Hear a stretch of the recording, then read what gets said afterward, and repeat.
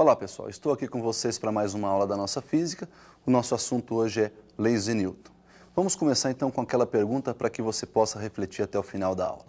Seria possível um corpo se deslocar livre da ação de forças? Bom, vamos saber então o que é força. Força é um agente físico capaz de alterar a velocidade vetorial de um corpo e esse conceito então vai ser utilizado nas leis de Newton. Nós vamos começar então as leis de Newton. Primeira lei diz respeito à inércia. Vamos ao enunciado dessa primeira lei. Olha lá, princípio da inércia. Primeiro enunciado, então, que eu trouxe para vocês, todo corpo em equilíbrio tende a manter sua velocidade vetorial constante. E um segundo enunciado aí diz que um corpo por si só é incapaz de alterar seu estado de equilíbrio. Pelo que você pôde ver, o que quer dizer esse primeiro enunciado? Um corpo livre da ação de forças tende a manter sua velocidade vetorial constante. Está dizendo para você que todo corpo que está em equilíbrio, que tem força resultante igual a zero, não tem velocidade vetorial variando. Ele não muda nem a direção, nem o sentido e nem o módulo da sua velocidade. O segundo enunciado propõe o seguinte: você sozinho não consegue alterar a sua velocidade vetorial. Ou seja, se você quiser andar, você precisa interagir com algum outro corpo, no caso, o chão. Para você caminhar, cada passo que você dá, você está empurrando o chão para trás. E ao empurrar o chão para trás, o chão te empurra para frente. Então aí houve uma interação, uma troca de forças. Vamos dar uma olhada nas possibilidades que nós temos para equilíbrio de forças. Dá uma olhadinha aí na força resultante zero. A força resultante pode ser zero em duas circunstâncias. Zero com velocidade vetorial igual a zero, portanto, quando o corpo está em repouso, ou força resultante igual a zero com velocidade vetorial em módulo diferente de zero, porém mantendo a mesma direção e o mesmo sentido, quando o movimento for retilíneo e uniforme. Bom, então está definida aí a sua primeira lei, ou a primeira lei de Newton. Mas nós temos mais duas, e nós vamos então definir a segunda lei, que é também conhecida como princípio fundamental da dinâmica. Vamos à segunda lei do Newton. O princípio fundamental da dinâmica relaciona massa do corpo, a força aplicada a ele e a aceleração adquirida por ele. Então, quando você aplica uma força a um determinado corpo, este corpo adquire uma aceleração. Newton propôs que o produto entre massa e aceleração te dá a força resultante aplicada a este corpo. No sistema internacional, a massa nós medimos em quilograma. A unidade de aceleração é metro por segundo ao quadrado e, consequentemente, a força terá uma unidade que é o produto entre quilograma e metro por segundo ao quadrado. Em homenagem a Newton, esse quilograma vezes metro por segundo ao quadrado será então chamado de Newton e nós representaremos pela letrinha N maiúscula. Então esta aí é a nossa segunda lei. Graficamente a gente pode representar essa expressão força igual a m vezes a através de uma reta, como já é de conhecimento de todos. Então vamos à representação gráfica e daí nós vamos tirar uma propriedade muito importante. Olha lá, na vertical o nosso gráfico está representando aí a força, na horizontal a aceleração, e a reta tem início no cruzamento dos eixos ou na origem dos eixos, porque no instante em que a sua aceleração é nula, a força aplicada também tem que ser nula. Consequentemente, conforme aumenta a aceleração, aumenta-se também a força. O coeficiente angular dessa reta, ou seja, a tangente de θ, nos dá a relação entre F1 sobre A1, ou seja, a variação vertical por variação horizontal, F1 sobre A1. Uma vez que você conhece lá da segunda lei, força igual a massa vezes aceleração, onde tem F1 eu posso substituir por m vezes A1. Daí então nós temos m vezes A1 dividido por A1, onde nós podemos simplificar esse A1 e concluirmos que a tangente de θ é numericamente igual à massa do corpo. Muito bem, então essa propriedade nós não podemos esquecer. Uma outra aplicação importante dessa segunda lei é com relação ao peso do corpo. Vamos observar a queda de um corpo. Um corpo abandonado de uma certa altura deve então sofrer aí um movimento de queda e esta queda então se dá ao efeito da força gravitacional, que nesse caso nós vamos chamar aí de força peso. Percebam que o peso então é a força que puxa esse corpo para baixo, consequentemente ele adquire uma aceleração que é a aceleração da gravidade e obviamente o produto da massa pela aceleração da gravidade nos dá a força com que a Terra atrai esse corpo, que nós denominamos força-peso. Uma unidade que também usamos aí é o quilograma-força. O quilograma-força é o peso de um corpo de massa 1 kg em uma região onde a gravidade é 9,8 metros por segundo ao quadrado. Então nós temos que 1 kg força é o produto de 1 kg de massa por 9,8 metros por segundo ao quadrado de aceleração, o que resulta em 1 kg força equivalente a 9,8 newton. Bom, então está definido o peso. Não confundir peso com massa. Peso é uma força. Peso é o produto da massa por uma aceleração, no caso, a aceleração da gravidade. Tudo bem? Nós vamos continuar, então, com a exposição da terceira lei. O que seria essa terceira lei de Newton?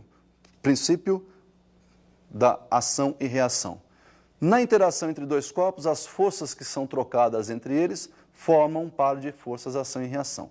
Então, nesse caso, aí nós temos dois ímãs que, quando aproximados com polarizações opostas, eles se atraem. Essas forças que são trocadas entre esses corpos na atração formam, por exemplo, um par ação e reação. Um outro exemplo muito importante e muito simples é quando você tem um corpo apoiado sobre uma mesa.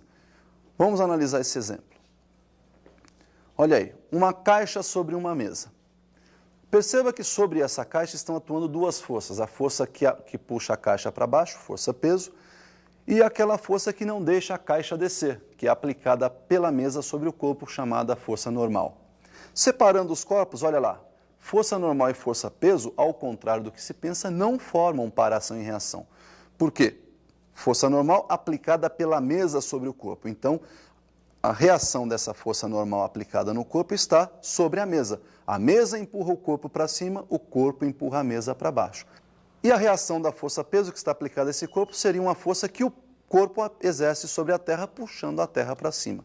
Então, veja que força normal e peso não formam um par de forças ação e reação, porque estão aplicadas em um único corpo. Ação e reação são forças de mesma intensidade, mesma direção, sentidos opostos e que estão aplicadas em corpos diferentes.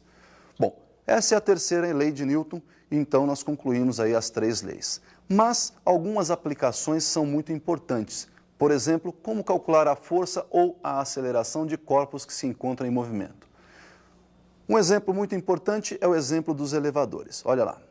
Se você tivesse um elevador e colocasse lá no seu piso uma balança calibrada em newtons, ou seja, uma balança utilizada para medir força, ao subir sobre essa balança, com o elevador em repouso, nós poderíamos observar que o peso medido pela balança é o peso real dessa pessoa.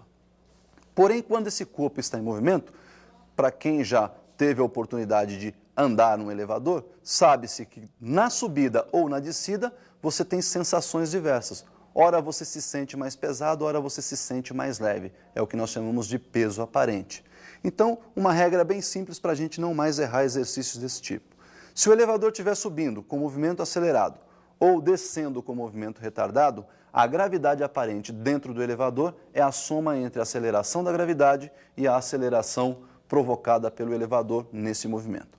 Se, por outro lado, o elevador estiver subindo com movimento retardado ou descendo em movimento acelerado, a gravidade aparente detectada dentro do elevador é a diferença entre a aceleração da gravidade e a aceleração provocada pelo elevador. Daí, então, nós temos que peso aparente é o produto da massa desse corpo multiplicada pela gravidade aparente no momento. Bom, esta é uma das aplicações, mas nós temos uma segunda aplicação também muito importante, que seria um pêndulo em movimento. Vamos observar um pêndulo que se trata aí de uma esfera fixa no teto de um veículo. Olha lá, esse pêndulo em movimento, quando esse corpo começa a se deslocar, perceba que essa esferinha sofre um deslocamento para trás e o fio que liga essa esfera ao teto do veículo fica então inclinado de um ângulo θ com relação à vertical. Nós temos duas forças aplicadas à esfera, a força tensora aplicada pelo fio e a força peso aplicada pela gravidade terrestre. Perceba que com o movimento, esse corpo não desce nem sobe, mas ele continua se deslocando para a direita. Então existe uma força que está acelerando esse corpo. Essa força que acelera é uma componente da tensora, que nós vamos chamar de Tx, está representada aí ao lado. Quem é que não deixa esse corpo descer? Esse corpo não desce devido há uma força que puxa ele para cima. Essa é a componente vertical da força tensora, que nós vamos chamar de TY. Então, Tx é a força que acelera, daí então Tx é o produto da massa do corpo pela aceleração, e Ty é a força que equilibra o peso. Daí nós chamamos então Ty de m vezes g, Ty igual ao peso.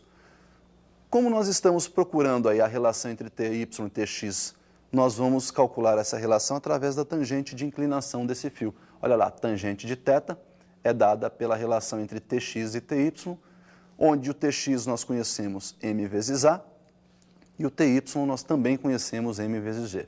Simplificando as massas em cima e embaixo, nós temos que a tangente de θ é dada pelo quociente ou pela relação a sobre g. Multiplicando os dois lados por g, nós temos então que g vezes tangente de θ igual a vezes g dividido por g. Simplificando g em cima e embaixo, a igual a g vezes tangente de θ. Então, pessoal, essas são as leis de Newton que nós tínhamos que ver hoje. Lembra da pergunta inicial? Seria possível um corpo se deslocar livre da ação de forças? Bom, primeiro, nós temos que levar em consideração que o conceito livre da ação de forças não quer dizer ausência de forças aplicadas. Livre da ação de forças quer dizer todo o corpo em equilíbrio, força resultante igual a zero. E o corpo estará em movimento com força resultante igual a zero quando esse movimento for retilíneo e uniforme, ou seja, velocidade vetorial constante. Tá legal? Por hoje é só e até uma próxima.